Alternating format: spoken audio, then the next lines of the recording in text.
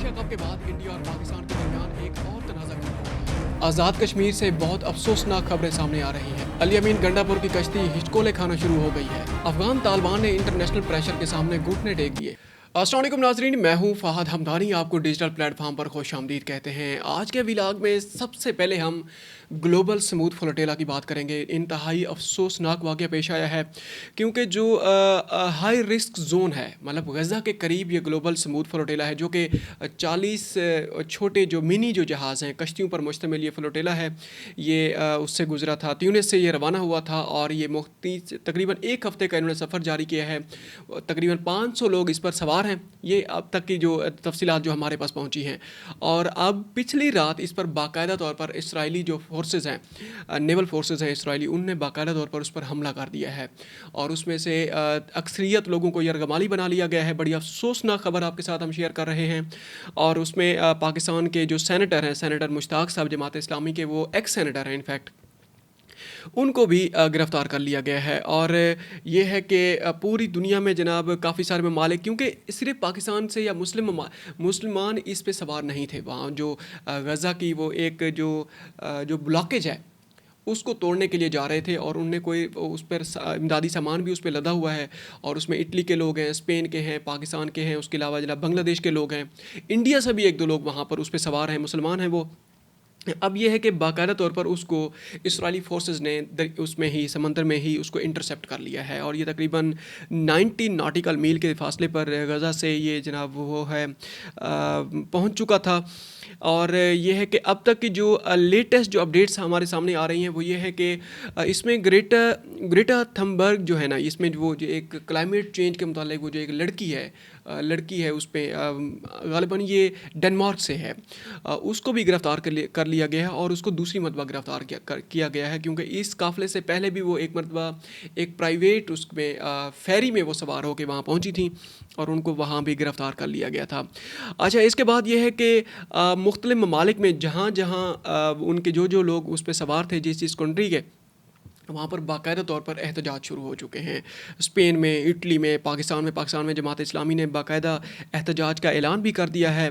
Tayyab Erdogan ने भी इसकी बड़ी सख्त अल्फाज में मजम्मत की है, और इस घिनौने अमल को दहशतगर्दी उन्हें करार दिया है। उसके अलावा पाकिस्तान के जो प्राइम मिनिस्टर हैं शहबाज शरीफ साहब ने भी ट्वीट किया है एक्स पर पोस्ट पे, उन्होंने भी इसकी शदीद अल्फाज में मजम्मत की है। देखते हैं कि इसकी जो मज़ीद जो डिटेल्स आएंगी वो आपके साथ हम शेयर करते रहेंगे। आगे बढ़ते हैं। आगे जनाब हम क्रिकेट की दुनिया की बात कर लेते हैं। एक तूफ़ान थमने का नाम नहीं ले रहा था। एक और तूफ़ान ने जनाब पाकिस्तान और इंडिया की जो क्रिकेट है, क्रिकेट के जो मैदान है या क्रिकेट के जो शायकीन क्रिकेट को जनाब एक मतलब फिर उन्हें घेर लिया है। ये खबर कहाँ से आई है? वीमेंस वर्ल्ड कप होने जा रहा है, बल्कि शुरू हो चुका है। उसमें इंडिया और पाकिस्तान का तकरीबन 5 अक्टूबर को जनाब मैच है। अब ये है डिटेल जो हमारे पास है, उसमें जनाब 5 अक्टूबर को जनाब टाकरा होने जा रहा है इंडिया और पाकिस्तान का वीमेन मैचेस का। अब ये है कि बीसीसीआई के जो सेक्रेटरी हैं जनाब, उनका नाम है देवजीत सैकिया ने बाकायदा तौर पर उनने उस बात को दोहराया है कि कहानी तब्दील नहीं हुई।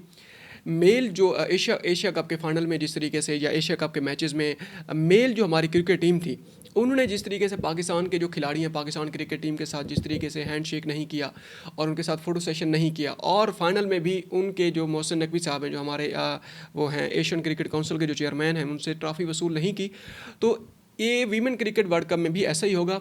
हमारी जो टीम है वो जनाब उनके साथ वो भी नहीं करेगी, हैंडशेक नहीं करेगी, जॉइंट फ़ोटो सेशन भी नहीं होगा, और जो मैच होगा उसके जनाब टॉस के बाद जो होगा ना, उसमें भी उसी तरीके का रवैया इख्तियार किया जाएगा जिसमें जो मेन क्रिकेट है उसमें जिस तरीके का रवैया इख्तियार किया गया था। अब ये कई भारतीय सहाफ़ी हैं, उनका नाम है जनाब बोरिया मजमदार ने भी इस बात का दावा किया, बाकायदा उसका वो एक्स पर उन्होंने पोस्ट भी उन्होंने की है। उन्होंने कहा वीमेंस वर्ल्ड कप में पाक भारत मैच में वही होगा जो एशिया कप में हुआ है। वीमेन खिलाड़ी एक दूसरे से हाथ नहीं मिलाएंगे। मतलब ये है कि एक तूफ़ान थमने का नाम नहीं ले रहा है, एक और जनाब मुसीबत ने हमें आके घेर लिया है, इंडिया और पाकिस्तान को, और मुसीबतें ख़त्म होने का नाम नहीं ले रही। नज़र लग चुकी है इंडिया और पाकिस्तान दोनों को, हालांकि दोनों कंट्रीज़ के रूट सेम हैं, लोग एक दूसरे से मोहब्बत करते हैं, मिल बैठना चाहते हैं। ठीक है, कुछ और तरह के मामलात हैं, टेरिटोरियल इश्यूज़ हैं, और क्रॉस बॉर्डर टेररिज्म के जनाब इल्ज़ामात लगाए जाते हैं। दोनों कंट्रीज़ एक दूसरे पर वो इल्ज़ामात ट्रेड करते रहते हैं रोज़ाना की बुनियाद पे ऑलमोस्ट। یہ پولیٹیکل ایشوز ہیں جس کی وجہ سے جناب یہ ہے کہ دونوں جو قومیں ہیں تقریباً جو صدیوں تک ایک دوسرے کے ساتھ رہی ہیں، اب بدقسمتی سے وہ ایک دوسرے سے دور ہو گئی ہیں۔ یہ جناب خبر تھی اس اسپورٹس کی دنیا سے۔ اب آگے جناب رخ کرتے ہیں پاکستان سے آزاد کشمیر میں، AJK Azad Jammu and Kashmir, مطلب جس کو POK بھی کہتے ہیں، پاکستان آکوپائڈ کشمیر کا نام بھی جن کو ایک کی ورڈ یوز کیا جاتا ہے اس کے متعلق۔ اس میں آزاد کشمیر رائٹس موومنٹ جو وہاں پر جاری ہے عوامی ایکشن کمیٹی کی جانب سے، اس میں بڑی شدت آ گئی ہے، اس میں کافی زیادہ اموات ہو چکی ہیں، کافی زیادہ لوگ زخمی ہو چکے ہیں، اور یہ ہے کہ پنجاب سے جو قافلے روانہ کیے گئے تھے پولیس کے اور رینجرز کے، یا اسلام آباد پولیس کے جو قافلے وہاں روانہ کیے گئے تھے، سننے میں یہ آ رہا ہے کہ ان کو کافی زیادہ ان کا نقصان ہو چکا ہے اور پورا کشمیر باہر آ چکا ہے۔ انہوں نے تو کل تو باقاعدہ کچھ خبریں بھی سوشل میڈیا پر گردش کر رہی تھیں کہ انہیں باقاعدہ اعلان بغاوت انہوں نے کر دیا ہے، یہ کہ ہم بغاوت کریں گے اور 2-4 قدم ہم آگے جانے کی بھی صلاحیت رکھتے ہیں۔ مطلب یہ ہے کہ انڈین بارڈر کی طرف انہیں مارچ کرنے کا انہیں کوئی وہ دیا ہے، اشارہ دے دیا ہے، لیکن ایسا نہیں ہو سکتا۔ ڈیفینیٹلی یہ پاکستان ہے اور نیوکلیر اسٹیٹ ہے، اسٹیبل کنٹری ہے اور فوج بیٹھی ہوئی ہے، سب کچھ ہے، ایسا کیسے ہو سکتا ہے؟ یہ ایک مطلب یہ ہے کہ یہ ایک ٹیکٹکس ہے کہ کسی نہ کسی طریقے سے جو آزاد کشمیر کی جو گورنمنٹ ہے اس کو مطلب اس کو کس طریقے سے اس کو گھٹنے ٹیکنے پر مجبور کر دیا جائے۔ اچھا، کشمیر میں عوامی ایکشن کمیٹی کے پرتشدد جو مظاہرے جاری ہیں اس میں اب تک کے اطلاعات کے مطابق 3 پولیس اہلکار جاں بحق ہو چکے ہیں، تقریباً 6 سے زیادہ شہری بھی جاں بحق ہو چکے ہیں، لیکن یہ بہت زیادہ یہ جو اعداد و شمار ہیں بہت کم ہیں، تقریباً شہریوں کی جو تعداد بتائی جا رہی ہے 20 سے زیادہ ہے۔ اس کے علاوہ جناب یہ ہے کہ وزیر اعلیٰ پنجاب نے بھی وہ کیا ہے، آزاد کشمیر کے جو وزیر اعظم ہیں انہوں نے ایک بار پھر عوامی ایکشن کمیٹی کو مذاکرات کی پیشکش کر دی ہے۔ کل تک کی جو اطلاعات سامنے آ رہی تھی اس میں یہ ہے کہ 98% جو وہ ہیں جو نکات ہیں اس پر تقریباً اس پہ اتفاق ہو چکا تھا، صرف 2% ایسی چیزیں ہیں، ایسے پوائنٹس ہیں جس کے اوپر جناب اتفاق اس وجہ سے نہیں ہو سکا۔ ان میں طارق فضل چودھری جو ہے نا، ان کے جو ہیں وہ وہاں پر جو گئے ہوئے ہیں، ان کے بقول وہ جو 2 مطالبات ہیں وہ اس وجہ سے اس پر اتفاق نہیں ہو سکا کیونکہ اس کے لیے آزاد کشمیر کا جو آئین ہے اس میں ترمیم کرنا پڑے گی، اور یہ بہت بڑا پروسیس ہے، یہ ایک دم سے نہیں ہو سکتا۔ اسی لیے ہم آزاد کشمیر میں عوامی یکجہتی جو کمیٹی ہے اس کو ہم باقاعدہ مذاکرات کی ہم دعوت دیتے ہیں، اور مل بیٹھنا چاہیے۔ یہ ملک ہمارا ہے، فوج ہماری ہے، عوام بھی ہماری ہے، کشمیر بھی ہمارا ہے، اور ہم بھائیوں کو چاہیے کہ سارے مل بیٹھیں اور معاملات کا کوئی نہ کوئی اس کا حل نکالیں۔ اور یہ ہے کہ ملک پاکستان کے اوپر کافی زیادہ پہلے بھی مشکلات ہیں، دشمن ہمیشہ طاق میں بیٹھا ہوتا ہے کہ اندر سے کوئی کمزوری اس کو سامنے آئے اور اس کو وہ کیش کرے، کس طریقے سے اس کو مینور کرے گا اور اپنے مفادات کے لیے اس کو استعمال کرے گا۔ آگے جناب ہم بات کرتے ہیں KPK کی۔ KPK میں جناب ایک مرتبہ پھر تحریک انصاف کے اندر کی جو لڑائیاں ہیں، کل کے ولاگ میں بھی ہم نے آپ کے سامنے یہ خبر رکھی تھی، تحریک انصاف میں علی امین گنڈا پور اور جو ہے علیمہ خان صاحبہ، ان کے درمیان جو ایک ٹسل جاری ہے۔